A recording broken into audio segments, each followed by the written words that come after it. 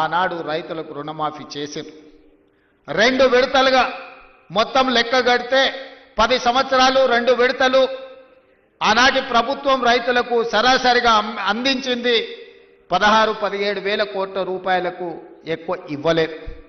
కానీ మొదటి సంవత్సరంలోనే ప్రజాప్రభుత్వం మీ ఆశీర్వాదంతో వచ్చిన తర్వాత ఎన్నో ఇబ్బందులు ఉన్నా 10 సంవత్సరాలలో ఆనాడు వాళ్ళు చేసిన విధ్వంసం 100 సంవత్సరాలైనా కోలుకోలేని పరిస్థితికి తెలంగాణ రాష్ట్రాన్ని నెట్టేసింది.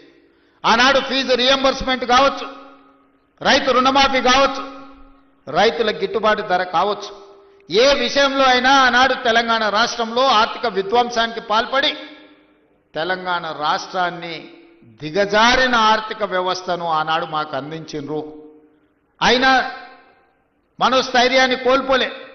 అప్పటి వరకు 4 లక్షల కోట్ల రూపాయలు మాత్రమే అప్పు ఉందని అబద్ధాలు చెప్పి కప్పిపుచ్చి మనం గ్రామాలలో చూసినాం.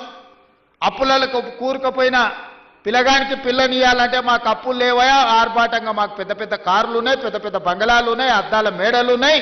ఈ అద్దాల మేడలు చూసి మా పెద్ద కార్లను చూసి మాకు పిల్లని ఇవ్వండి అని చెప్పి ఊరి మీద కట్నాన్ని ఎక్కువ తెచ్చుకునేటోళ్ళం మనం గ్రామాలలో చూసినాం. అదే విధానాన్ని ఆనాటి ప్రభుత్వంలో పెద్దలు పెద్ద పెద్ద బంగళాలు కట్టిరు, అద్దాల మేడలు కట్టిండ్రు, రంగుల గోడలు చూపించారు. కానీ రైతుల యొక్క ఆర్థిక వ్యవస్థ చిన్న భిన్నం అయిపోయింది. విద్యార్థులకు ఫీజు రియంబర్స్మెంట్ ఇవ్వలేని పరిస్థితి, రైతులకు రుణమాఫీ చేయలేని పరిస్థితి, రైతులు పండించిన పంటను కొనుగోలు చేయలేని దివాలా పరిస్థితి తెలంగాణ రాష్ట్రంలో ఉండే. ఆనాడు అసెంబ్లీ సాక్షిగా ఆనాటి పెద్ద ఆయన చెప్పిండు, మేమేం సత్రం నడపలేమీడా, రైతులకు మేము పండించిన పంట కొనాలంటే 7,000 కోట్ల రూపాయల నష్టం వచ్చింది, మేమెందుకు కొంటాం, ఓరేసుకుంటే మీరు ఉరేసుకున్నట్టే. ఆనాడు చెప్పిన మాట వాస్తవం కాదా అని నేను మిమ్మల్ని అడుగుతున్నా. మిమ్మల్ని అందరినీ ఒరేసుకోవద్దు, ఒరేసుకుంటే మేము కొనుగోలు చేయం, ఒకవేళ మీరు ఒరేసుకుంటే ఉరేసుకొని చావాల్సిందే అని రైతులకు చెప్పి స్వయంగా వాళ్ళ వ్యవసాయ భూమిలో ఫామ్ హౌస్లో 150 ఎకరాల ఒడ్లు పండిస్తే అవి మొత్తం తీసుకొచ్చి బహిరంగంగా పెట్టిన.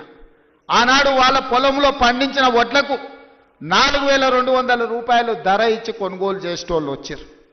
మరి మనం పండించిన పంట 200 తక్కువైనా 2,000కు మేము అమ్ముతామంటే కొనేటోళ్ళు లేరు.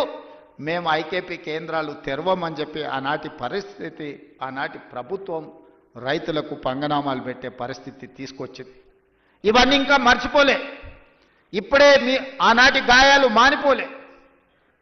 అయినా అలాంటి పరిస్థితుల్లో తెలంగాణ రాష్ట్రంలో ప్రభుత్వాన్ని ఏర్పాటు చేసి ఆనాడు స్పష్టంగా చెప్పినాం, మీరు వరి పండించండి, రాష్ట్ర ప్రభుత్వం కొనుగోలు చేస్తుంది, చివరి గింజ వరకు కొనే బాధ్యత మా ప్రభుత్వం తీసుకుంటుంది. ఎందుకంటే ఆనాడు ఇందిరమ్మ రాజ్యంలో సోనియా గాంధీ గారు కనీసం మద్దతు ధరను తీసుకొచ్చి రైతు పండించిన పంటకు దళారుల చేతిలో మోసపోకుండా ఈరోజు కనీసం మద్దతు ధరను అందించి రైతు పండించిన పంట కొనుగోలు చేసే బాధ్యత మాది అని చెప్పి ఈరోజు కాంగ్రెస్ ప్రభుత్వం మీ ముందు నిలబడి మొదటి విడతగా పంట కొనుగోలు చేసినాం.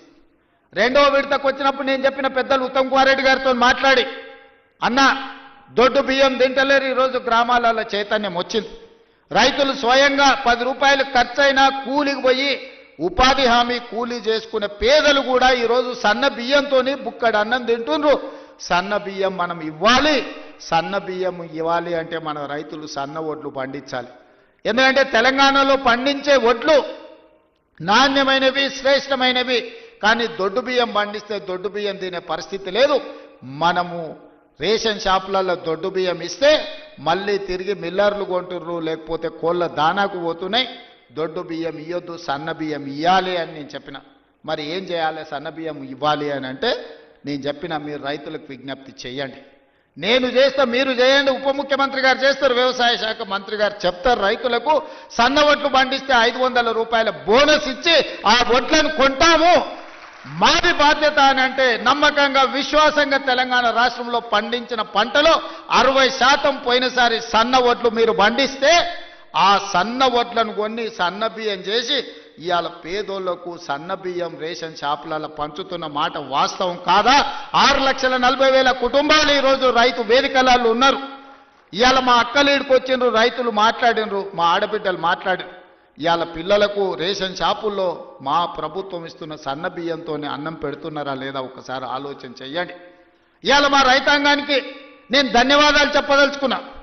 మీరు ఈ ప్రభుత్వం మీద నమ్మకంతో విశ్వాసంతో బోనస్ ఇస్తారో ఇవ్వరో అని అనుమానం ఉన్నా మీరు సన్న ఒడ్లు పండించిండ్రు కాబట్టి ఆ సన్న ఒడ్లు ఇవాళ బియ్యంగా మారి పేదోళ్ళ కడుపు నింపుతున్నది అని అంటే రైతులు చేసిన ధైర్యం. అందుకే మీరు పండించిన సన్న ఒడ్లకు 500 రూపాయల బోనస్ ఇచ్చి కొనుగోలు చేసినాం.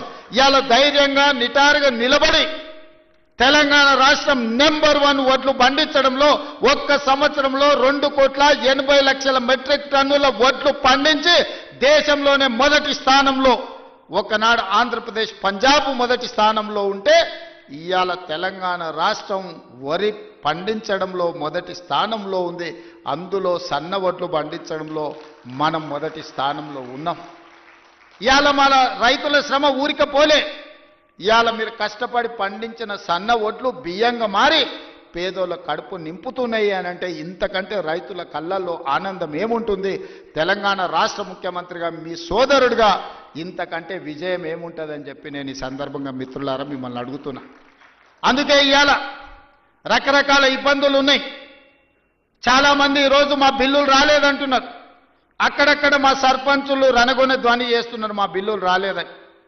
నేను మా సర్పంచ్ మిత్రులను అడుగుతున్నా, అయ్యా నేను వచ్చే నాటికే మీ కాలం అయిపోయింది సర్పంచుల పదవి. మీ సర్పంచ్ పదవులు మీరు సర్పంచులుగా చేసిన పనులు మా హయాంలో చేయలే.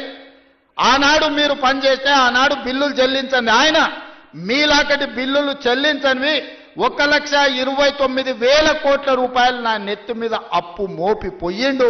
మొయ్యలేనంత భారం, నడుము వంగిపోయే పరిస్థితి ఉంది. దాదాపుగా 60,000 కోట్ల రూపాయలు కాంట్రాక్టర్లకు బిల్లులు పెండింగ్ పెట్టిపోయిండు. ఉచిత కరెంటు బిల్లులు 20,000 కోట్లు విద్యుత్ శాఖకు పెండింగ్ పెట్టిపోయిండు.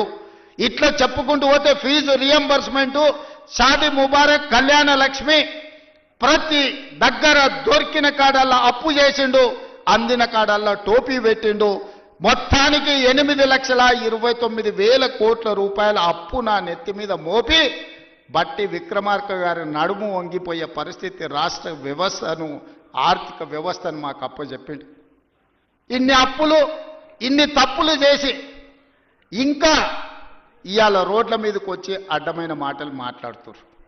ఇవాళ ఈ వాళ్ళు చేసిన అప్పులను, వాళ్ళు చేసిన తప్పులను సరిదిద్దడానికి రోజుకు 18 గంటలు పనిచేసిన సరిపోని పరిస్థితి.